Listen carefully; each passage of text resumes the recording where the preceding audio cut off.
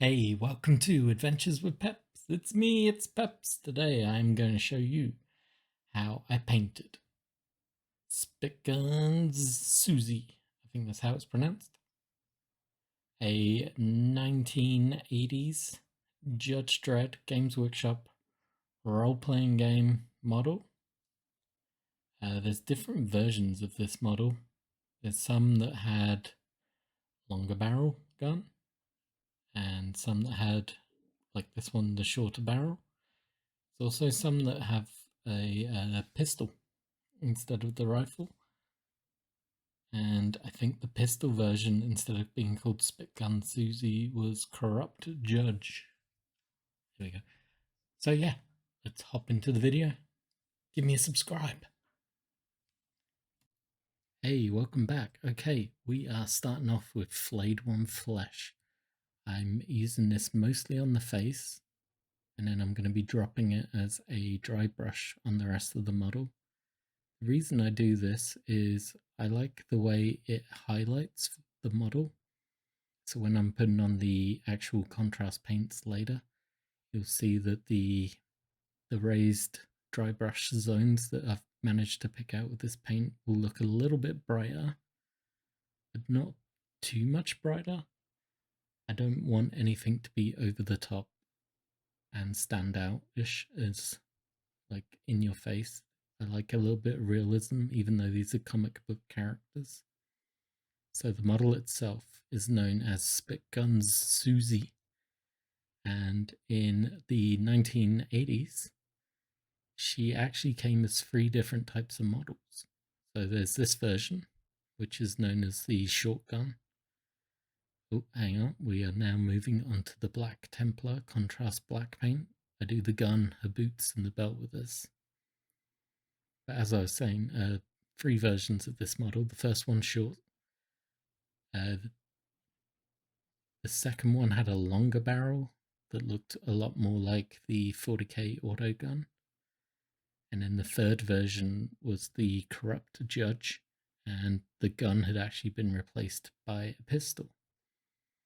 Now, if the story is to be believed, the long barrel version is the original, and the mold didn't work very well, so the barrel was prone to breaking, which then created the short barreled version. And then as the mold got weaker and weaker, they just recarved it so that she was holding a pistol. It makes sense that she's a corrupt judge in my mind because she has the weird shoulder pads. So it's easy to believe that this is a bad version of the uniform. It's the quality of hand sculptures. Here we go, we're now doing some Leviathan Blue. This will go on the trousers to give it a denim look. It was at this stage that I decided I wasn't going to go the corrupt judge look.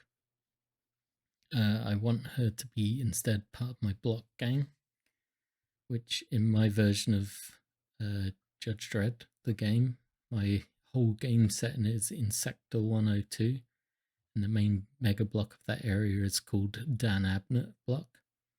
So everything from there is actually to do with his novels. There's going to be a lot of characters popping up that I'm going to name after people from his different stories. I think it's at this stage that I'm about to pull out the Creed camo for the knee pads and gloves. So yeah, the main block gang in Dan Abnett Block is the Blood Packers.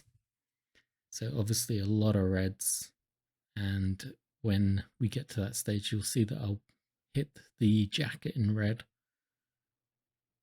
which for me, I love the red contrast paint. It is the flesh tear red color. I find it so bright, so in your face powerful. It's just a great color to paint with. These models from the 80s are so strange. I don't know if you can see it very well in the video, but I found this model had not been painted before by the looks of it. Had been no paint in the creases or recesses, yet the detail was very flat compared to what I've seen in other ones, which leads me to believe there was definitely a molding issue. Here we go, just putting some Gulliman flesh onto the face. Like in certain pictures I've seen of this model, the bodice, the upper bodysuit, there's a lot more detailing on the chest area, whereas mine just seems to be smooth. It's also weird, I don't know how to describe them apart from ruffles on the shoulder area, which you can kind of see every time I turn the model over. They just look weird. I wasn't sure if I should pick them out in a different color. I still might. I'm looking at the finished model as I'm talking about the painting process. And I feel like I should pick it out maybe in the yellow that I end up doing her shoulder ruffles in. And then when you actually look at her shoulder pads, I don't know what they're meant to be. It looks like, in my mind, they look like they hold bullets. I'm not sure if it's meant to be a take on a military outfit.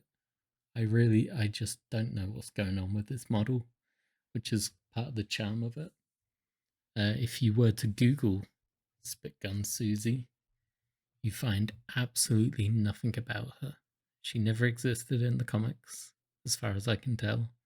She was never used for anything else in the 40k line. She doesn't come back as a space pirate when they give up on the Judge Dredd line, and she doesn't move into Doctor Who. She is just a one and done. But at the same time, she's not a one and done because there's 3 versions of her. It's all very confusing. If you happen to have this model with the longer gun barrel, supposedly that's the more expensive version to purchase, just due to the fact that it's rare to find the model with a complete barrel because it's so weakly made. At this point, I'm about probably 3/4 of the way through painting. I used some Sandry dust here to pick up the pouches and the water bottle. Those I will later on hit up with some, if I can find the name of the paint, Cassandra yellow, just to give it a bit of colour, a bit of punch. The mohawk I go with orange. I've got a few characters in this gang that have orange hair. I want it to be part of the theme. It's part of that blood red. And yeah, I enjoyed painting this model. It's not a great model. It looks not the prettiest close up, but it looks great on the table. And I love the fact that it's from the 80s and from the original Judge Dredd game. So you know what? I'm a happy painter. I'm going to let you just watch the rest of the video. I'll put some music into this. I hope you enjoyed. I hope you'll give me a subscribe, and hopefully I can have this model on the table and we'll get some games in very soon. Thank you for watching.